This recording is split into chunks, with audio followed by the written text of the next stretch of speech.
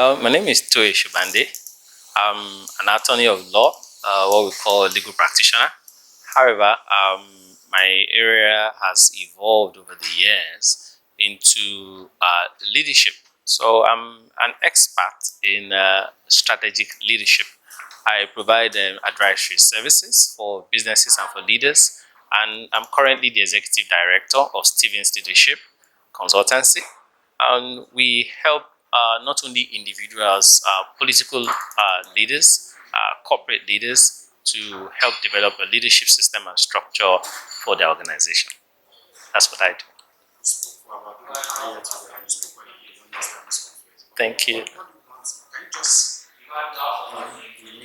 Yes. Okay. I've been making an observation for a while now that everybody has suddenly become an expert in leadership, in the discussion in the leadership space. People really understand what leadership is because the mental model they have in understanding leadership is wrong. The first experience of leadership people have is from their home, about how they see their father and their mother lead them, how their teachers lead them. So they grow up with that mental model, and when that mental model is wrong and is also done in the wrong environment, it affects the perspective people have towards life, towards leaders. So when they find themselves in leadership positions, they don't know how to behave. They don't know how to act because they don't even understand what leadership is about. So my objective is to bring enlightenment in the way of people, is to help people have a change of perspective, to understand that there is no entitlement in title. Holding a title does not make you a leader. So calling you manager, calling you supervisor, calling you oga is not what makes you a leader. Calling you governor or president is not what makes you a leader. What makes you a leader is when you deploy your gifts, your skills, and take responsibility towards bettering the life of other people around you, improving the quality of life of people in the society, not building buildings or infrastructure, building people. Why? There are two critical things I think is affecting development in our part of the world.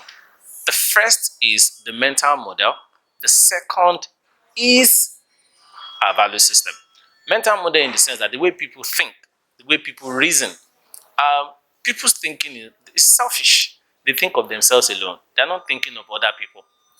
They're not thinking of how to help other people. They're not thinking of how other people will succeed. Everybody's just thinking of how to grab and enrich their pockets.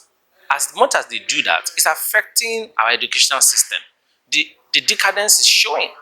There are no amenities for people to be schooled anymore. Teachers are not being well paid. So people are not even interested in being a teacher because if they become a teacher, it's an indication of the journey to poverty for them. Apart from the fact they're not well being paid, they're not being well paid, it also affects their esteem, especially when they search for a job and they could not find that they just end up being a teacher and start teaching. So they're not teaching out of passion or wanting to help other children.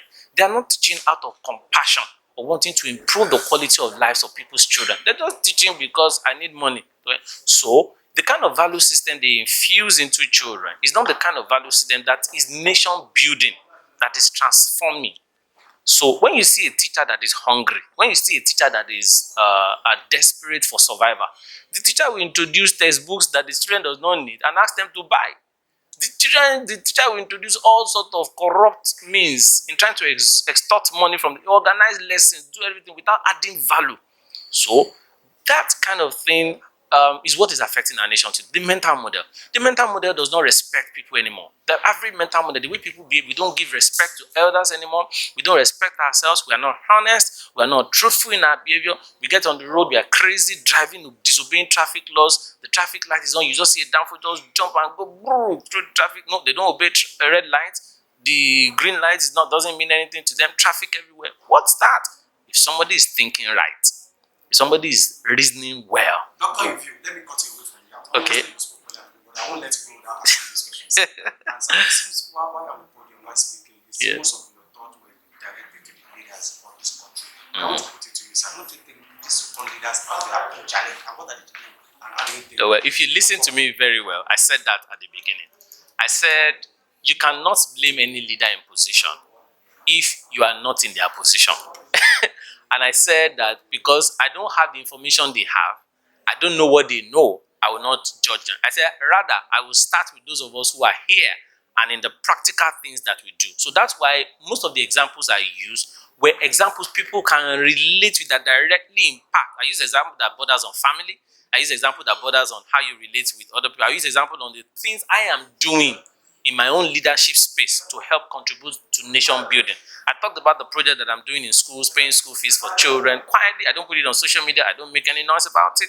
I go to places, buy them seats, pay WIAC fees. I do a hospital project. I do a lot of all of that to support. So what I am saying is this: when we aggregate our attitude in a collective form and in a direction that is positive, then our nation will begin to evolve with the quality of leadership that we desire. Finally, the so-called participant, what is the message to them? How do we want to make use of this forum effectively? Every participant should begin to take responsibility in their own space. Look. So the last one, we always talk about, people taking responsibility. And Yes. we talked about people not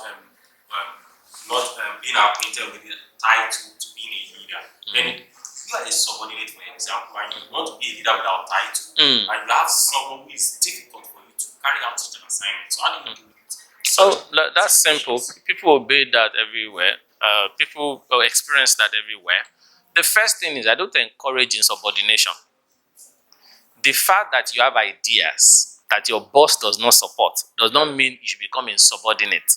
Does not mean you should disrespect. No, that's not the way to be a leader. Insubordination will not make you a leader. You may not agree with the policies or the decisions of your leader, but the best you can do is to support the leader while also respectfully helping the leader to see things in a better perspective. Respectfully guiding the leader to have a better perspective of how things ought to be done. If it is an organization that gives you your butter and bread, and the leader is not doing something you like, you opt out. If you cannot opt out, manage it till you get something better. But you cannot force your view on another person. The best you can do is to create your own parallel situation where you are empowered to solve the problem.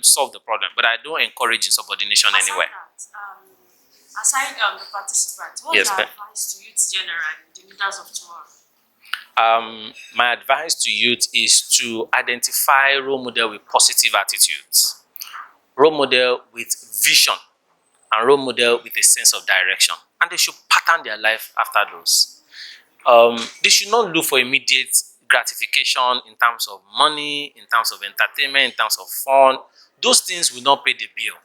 They will go away. They will not last. But build your life around strong values. Values like integrity, like honesty, like good work ethics, like dedication, like hard work, like coming early, being punctual. Punctuality used to be a value system in this country, but now everything we hear is African time.